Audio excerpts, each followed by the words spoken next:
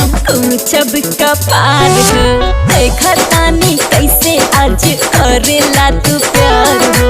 भागा नाता लोढ़ा से हम ऊंचब कपार हो। जारी जानी सटा तो हर सूरत ना सुहाला, सूरत ना सुहाला।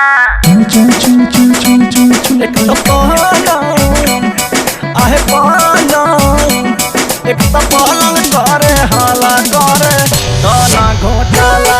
तहर पलंग करे हाला करे दाना घोटाला।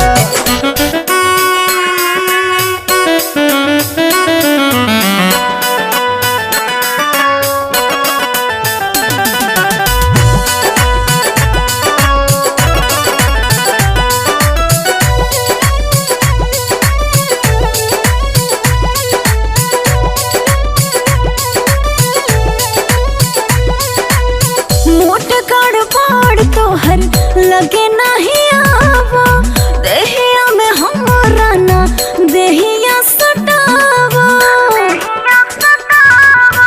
बच नहीं पाई जो तेरे कुल्हाड़ी से, जबरन तोड़ ले हो फल हम दाढ़ी से।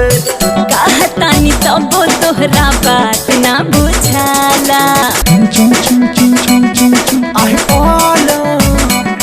आए पलंग एक तो पलंग करे हाला करे दाना घोटाला। तहर पलंग करे हाला करे दाना घोटाला।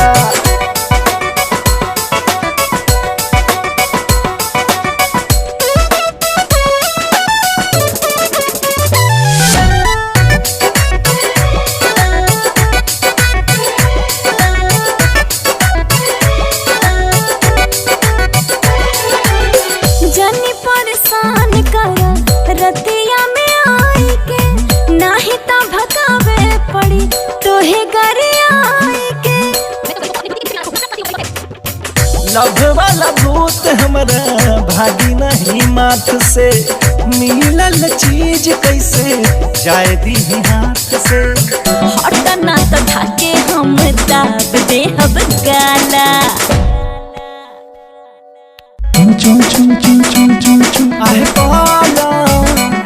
आहे पलंग एक तो पलंग करे हाला करे दाना घोटाला।